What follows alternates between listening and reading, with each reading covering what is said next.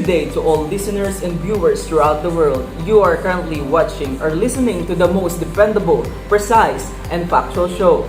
This is Unspoken Connection, the podcast where we explore the struggles we face in communicating and the impact it has on our lives. I'm Martin Salandanan, and I'm your host for today's podcast. We will dive deep into the complexities and challenges of human connection. Buckle up and let's get started. Joining us here today are experts from various fields to shed light on this crucial aspect of our lives. Our first guest for today's podcast, he is renowned as a psychologist who specializes in interpersonal communication and a certified relationship coach who works with couples facing communication challenges. Let's all welcome Dr. Luis Thompson. Hello Martin, thank you for having me. How are you feeling today, Doc? I'm feeling great Martin, and to be honest, I'm an avid fan supporter of your podcast, and it's really nice to sitting here beside you. Oh, I'm glad to hear that. And I'm sure our viewers are also glad for you to be here right now. So, to begin, let's start with the quick questions. Are you ready? Of course. So, our first question is, why is communication such a vital part of our lives? And what are some of the common struggles people face in this area? Well, communication is the foundation of our relationships, personal and professional alike. It allows us to express our thoughts, feelings, needs, as well as to empathize and understand others. However, communication often brought with difficulties. And one of the common struggle is misinterpretation. Yes. When our intended message received by others differently by various factors such as tone, body language, and cultural differences. Yeah, I understand. And it's kind of frustrating to be misinterpreted, right? Yes, I know you already experienced it. Gosh, my voice is normally loud, so I tend to get misinterpreted as angry or mad, even though I'm not. So, speaking of which, how can misinterpretation affects our relationship and how we can minimize it? Well, misinterpretation can lead to misunderstanding, just like what you said. Conflict, and even relationship breakdowns. To minimize it, we can practice our active listening, which fully engage our listening to speakers and seeking clarification necessary and reflecting back to ensure and to understand their message accurately. Empathy is also crucial in communication, and it's helped us to understand others' perspective and to avoid assumption. No, Martin, most of the couples struggle with expressing their needs and emotions openly and honestly. They might fear judgment, rejection, or conflict, so they resort to silence or passive-aggressive behavior. Oh, it is like the so-called silent treatment and isolation. Yes, silent treatment, that's right. That's interesting to talk about. Yes, of course. Do you know someone who likes to isolate whenever things are getting heavier? Yes, I definitely know someone. And they're probably watching right now. To our viewers who isolate a lot, you all should keep watching. Yes, and aside from that, another common challenge is communication. Communication in relationships. Communication styles that differ between partners, leading to misunderstanding and frustration or else breakup. Additionally, unresolved conflicts can simmer beneath under the surface, creating emotional barriers that hinder between communications. So, how can couples overcome these struggles and how they improve their communication? You know, Martin, it starts with creating a safe space for open, honest dialogue. Both partners need to be willing to listen not judgmentally and to express themselves without fear. Learning and understanding each other's communication styles is so very crucial, and compromise is often needed to bridge any gaps in relationships. Seeking professionals help such as relationship coaching or therapy can provide us to help us and to better guidance and tools for improving communications, especially when it comes to breakdowns, when it comes to conflicts in relationships. So I believe in saying that communication is a key. Proper communication is a key. Gusto kita. Ha? Crush mo si Ken, no? One time, bigla ko na lang, alam mo yung bigla ko na lang na-feel na ganda pala ng mga mata niya.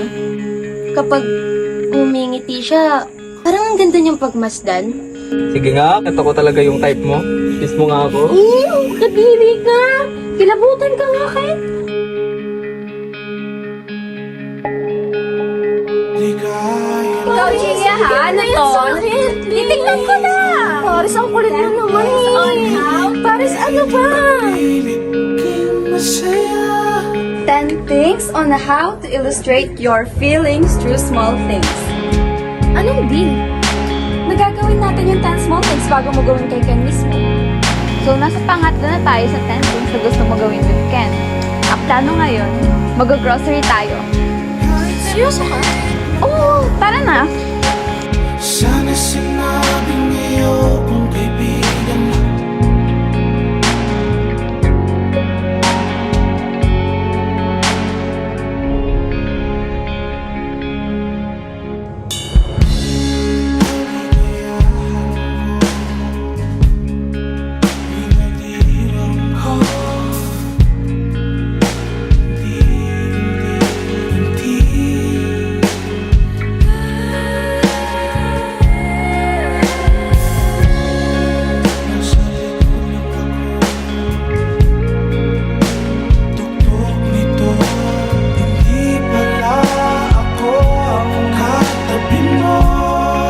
Uy, ano yan? Ba't di mo pa kasi lapitan? Eh, paano ko lalapitan? Hindi na ako pinapansin. Kausapin mo nga ako, Paris! Akala mo ba hindi ko napapansin na iniiwasan mo ako? Ano na naman bang nagawa ko sa'yo? Wala! Wala, okay? Sana hindi na lang ako nag-offer sa'yo na ako yung pag-practicean mo ng 10 small things mo. Sana hindi na lang ako nagpaka-girlfriend sa'yo. Kahit alam ko na sa dulo nito, si Ken lahat makikinabang nito. Kay Ken mo lahat gagawin to. Naiinis ako! Naiinis ako kapag naiisip kong isa lang akong pang-character development mo para kay Ken. Kasi paano naman ako?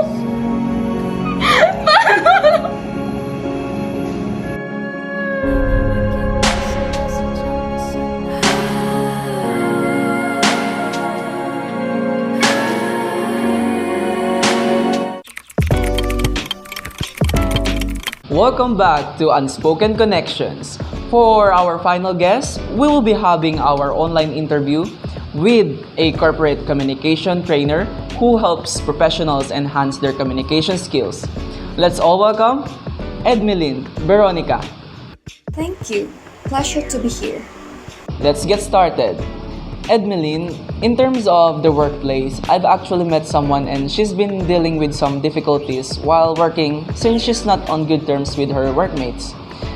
It's not that she likes to argue with them, but yeah, she said she's been struggling lately. Ah, that's so uncomfortable for her. Yes, absolutely. So, going back, effective communication in the workplace is crucial for collaboration and productivity. What are some common struggles professionals face in communicating effectively? Many professionals struggle with assertiveness, finding it challenging to express their ideas or concerns confidently. There's also the issue of information overload, with emails, meetings, and various digital tools, often causing miscommunication or important messages getting lost. Additionally, cultural and language differences can pose challenges, especially in diverse workplaces. Oh, how can professionals improve their communication skills and navigate these challenges? Developing assertiveness is key, and professionals can benefit from training programs or workshops that help build confidence in expressing themselves clearly and respectfully. Streamlining communication channels and establishing effective email and meeting practices can minimize misunderstanding and information overload.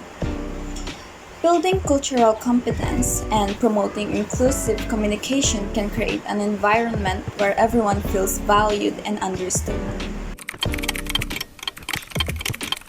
That wraps up today's episode of Unspoken Connections. We've explored the struggles in communicating, from interpersonal relationships to couples and the workplace. Remember, effective communication is a continuous journey that requires awareness, empathy, and practice. Join us next time as we delve into the power of active listening and the art of nonverbal communication. Until then, keep the conversation going and stay connected. And of course, thank you to our guests for today's podcast, Dr. Luis Thompson and Miss Edmeline Veronica, for sharing their insights. And a special thanks to our listeners for tuning in.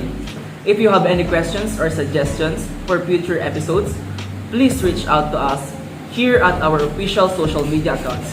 Remember to subscribe and leave a review to help us continue spreading the word. Stay connected, and until next time, this is Unspoken Connections, signing off.